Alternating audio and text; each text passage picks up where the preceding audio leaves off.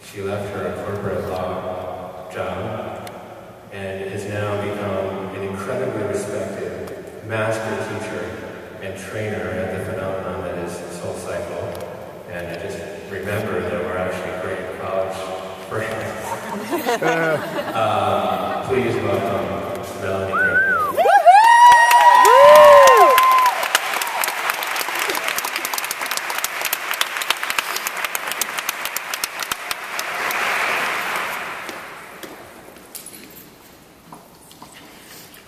Hi, everybody. I am so profoundly honored and excited to be here tonight in this church, the church where my parents were married, in the chapel around the corner, 1962. There were 10 people at that wedding. I'm just going to tell you about my journey here, how I found the gospel in my sweat, how it showed me my way, my journey to now, because I am now. I am a master instructor and training officer at Soul Cycle. Mind, body, cardio. I am loyal to that mantra. I came to New York City from the Berkshires to go to college, did all the things I was supposed to do. Ivy League degree, law school, marriage, great job, success. But I still didn't really know who I was, where I belonged. I had babies 3 in a row. I embraced my role as mother, let it define me.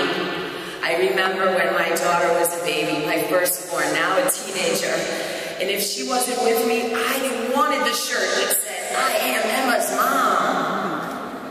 I carried pictures around like a testimonial. Life was full and hectic. Those years were challenging. I mean, we know life is challenging all along the way. But those years, so fragile for a marriage. So much learning and living and yearning and pulling as a woman and a lawyer and a wife and a mother, a sister and a daughter, a friend and a volunteer. I was 37 years old. It was the summer of 2006. Jude was 3, Aiden was 5, Emma was 7. And I walked into a tiny little room on 72nd Street. And in that room, I found out who I am, how I want to live, how to be inspired and be inspiring. Soul Cycle was brand new, 1 studio, a few classes, a few riders. I never thought I was any good at cardio. I love to dance. If you know me, you know that. But there was something about that very first class at Soul Cycle that grabbed a hold of my heart. The dark room, the music surrounding me, the lyrics and the beat mingling with my thoughts, my movements. I was outside what had become comfortable, yet I knew I was right where I needed to be. I allowed myself to feel, to push my body, to contemplate life, to dance on a bike. But I wasn't there to be faster or stronger than the person next to me. We were there individually and collectively, each finding our breath, our truth. I learned to define myself in that room, in the choices I made during class, right at those moments when I was pushing my body beyond what I had known before, to face the challenges of the workout and find confidence to face the challenges of life. And immediately, my sweat turned spiritual. That first class quickly became 3 and 4, and the doubles. Still 1 studio, a few teachers. We put our dreams on our handlebars. But truthfully, I didn't really know what my dreams were. Sure, the basics, happy, healthy, but what does that look like? I kept riding. I kept bringing friends to Soul Cycle. I kept getting stronger and fitter. Eventually, I started to ride many of the classes on the podium, on the teacher bike, the rush. the smiling faces, to lead the room. I loved every song of every class. The fast, the slow, the funky, the paces, the positions, the choreography. I rode with abandon and found a community of people embracing the same moments. Sharing energy, sharing strength, celebrating together. And the three words stayed right in my mind. Mind, body, cardio. And cardio is life. Breath. Soul cycle, it's what I did and who I was. And I was about to turn 40. For fun, we decided I would teach my own birthday ride. On the mic. What? Oh, the nerves. What would I play? What would I say? But such love in that room, and I paid tribute that day to my instructors. And I faced my insecurities. And I celebrated with my room. And just like that, my soul journey started a new chapter. Could it be this thing that I found that helped me walk taller and truer to who I knew I wanted to be? This community I love. Could this be my path, my dream? A deep breath opening up to the notion that I was worthy for a new role. Auditioning. And the calm and clarity of knowing that I just wanted to put out to others what had meant so much to me. I was the first rider to become an instructor at Soul Cycle. It was 2009, and the more I taught, the more I found my voice. And the more I taught, the more I believed in myself. Not just as a strong rider, but as a teacher. I found the mantras that were my words, the universal truths. For life. Be what you need. Then what you need, you have. You are. I shine if you shine. All of us in it together. Lift each other up. Cheer each other on. Define yourself in the interval. The unexpected challenge. Right at those moments when it's harder than you might choose, I like to say, choose your wave. Show up. Decide who you are. Fight for it if you have to. Allow yourself to feel what you feel, even when it's hard.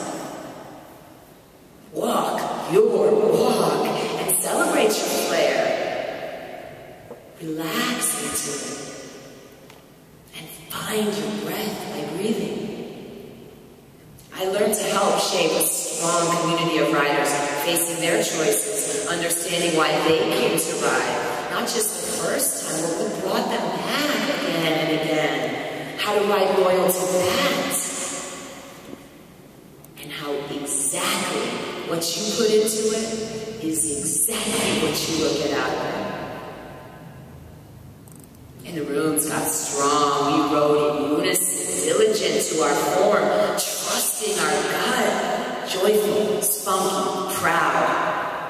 And riders would tell me how they carried my words with them, how class was like therapy, like church, like temple. A place to be with their thoughts, with their choices, people facing all forms of challenges and triumphs. Staying sober. Figuring out relationships, career decisions, training for endurance races, processing death and life. And together our sweat was spiritual. And I knew I was doing what I needed to be doing. I had found my place. And I thought I was strong. And then I had to get strong. A swollen lymph node, no pain, just curiosity, and very quickly words from an oncologist. I was diagnosed with a rare and chronic form of non-Hodgkin's lymphoma nearly 2 years ago. I had never in my life felt stronger or fitter or clearer that I was doing exactly what I needed to be doing. But suddenly doctors and a treatment plan and life expectancy statistics, strong medicine, cancer. A word so wrought with fear, a challenge I didn't want. And here I was, still teaching, still leading, trying to be what I needed, trying to put the love, put the energy out there, and have faith that it would come back. Trying to trust myself in each moment, to take another step, to choose my path, despite fear, despite hardship. I learned how to meditate, a tool to help me stay present, calm, rested, a gift of connection, mind and body, unified. I learned that I am my moments, because each moment is the only moment. I wasn't just living for the moment, I was the moment. I am now, we are now. And that dark room, where the music is medicine, and that room is a metaphor, and those truths I preach, it was time to walk my talk. So many powerful classes. The day I decided, right after class, I was going to go home and shave my head. Teaching, bald, not with a mandate, truth. Not deciding ahead of time how the drugs were going to affect me. Not giving in to the fear, but knowing. Faith trumps fear, period. Stand where you are. And I did. And my community embraced me. And I relied on them. And my voice became clearer. And my belief became knowledge. And I knew with absolute certainty that soul cycle was practice for life. If you find your rhythm in that room, find your groove, it is that much easier to find it out here. If you define yourself in the interval, let yourself be strong with your room. Make hard choices. It is strength you can tap into for life. The truth I found in that room is the inspiration I rely on to live and to teach. Be what you need. And my sweat is spiritual. And I am all of those things that I have done, all those definitions. That's not what matters. We are all the same. Each of us on a journey. And we are stronger together than we are alone. And I am now, in my journey to now, I'm so profoundly grateful for it. And I know that what you put out there will come back to you. Be what you need, and then everything you need you already have. If you need love, be love. If you need patience, be patient. If you need inspiration, be inspiring. And if you need the gospel of sweat, Riverside Church, you go be the gospel of sweat. Yeah.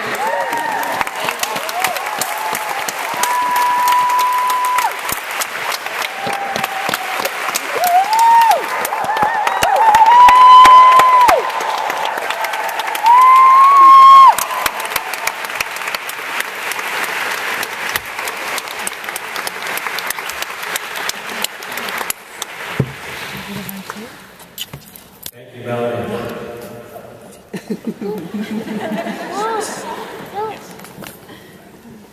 Of the